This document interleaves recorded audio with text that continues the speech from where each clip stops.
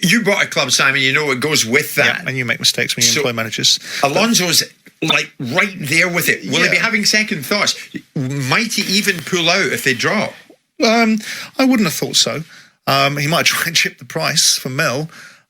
Because ultimately he's buying a different product. When we spoke about Wayne Rooney back in December, the first thing I said was, if you want to get relegated, you appoint Wayne Rooney, because it's just not fair on Wayne Rooney. He just does not have the experience, the skill set, the knowledge. He's played at elite football. He's played at Man United, winning things. The only regression probably was into America and a little period of time at Everton when he wasn't at his best anymore. But dropping into the Championship and trying to manage a side, they had a bump. Yeah, they had a bump. But I said they lost 12 games in a row. They haven't lost 12 games in a row. I think they've barely won in the last 12 games. And they've dropped like a stone.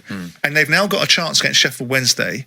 All four sides can actually stay up, but the balance of probability really is it's Derby, Sheffield Wednesday or Rotherham. Rotherham had the chances. Rotherham had 4 or 5 games, and if they'd have done their jobs, and they've been okay in those games. I watched them last night out of maudlin interest. But this would be done now. Derby would be relegated.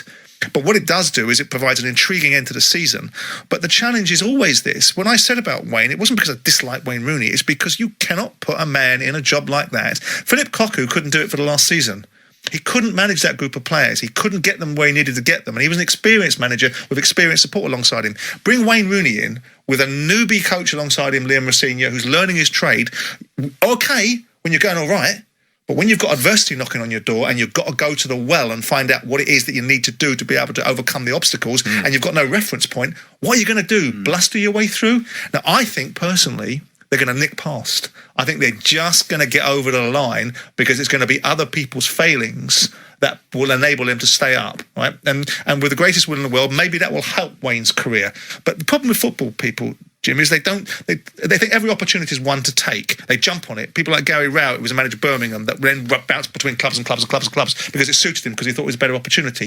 If Wayne Rooney was doing his homework, despite the fact it was probably a very difficult thing for them because they signed him as a player coach, and when they got rid of Cocu, they thought to themselves, we've got a contractual obligation here. We've got Rooney in situ. Yeah, what we're going to do. If we bring someone else in board who doesn't want Rooney as a coach, we're paying him as a coach. We've got a problem here.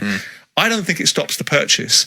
I just think it takes potentially one of 2 great former Premier League clubs. Well, this is it. Down to the second, third tier of English football. But that's Sheffield Wednesday and Derby County, Trevor. Yeah, 2 great clubs in English football. And it could have been so different. I mean, I was there at the playoffs, the Championship playoff. I think it was a couple of seasons ago. And it was Villa went up at Derby's expense. And I looked at Mel Morris. Mel Morris was very decent at Wembley, in the conference suite at Wembley. He said, of course I'll speak to you. But he said, this is a tough one for us to take.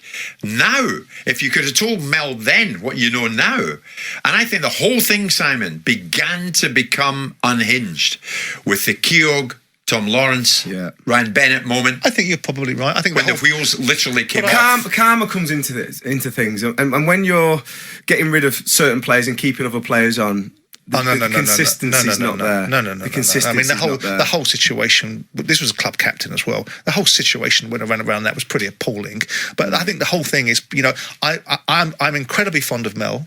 I was incredibly surprised that he would, on his watch, would have put Wayne Rooney in situ, because it was, when I made appointments, when I first walked in the door at Crystal Palace, I didn't know what I was doing. I was a young guy at 31 years of age owning a football club. 4 years down the road, I started to make different appointments. Mel Morris has owned Derby County for a long period of time. Long enough to but know. Also, so you're saying no excuses for him? No excuses. But it's also, and I'm not going to have your narrative about football managers having to deal with what's going on in the boardroom. The players were paid late. On one argument, you'll turn around and say, I couldn't care less what's going on in the boardroom. And another argument, when the boardroom gives you an excuse to say, oh, well, they couldn't deal with it because there's a problem in the boardroom. The players weren't getting paid on time. There's this, that, and the other. Players could not give a monkeys about the chairman. They could not give a monkeys about what's going on behind the scenes. They live in a little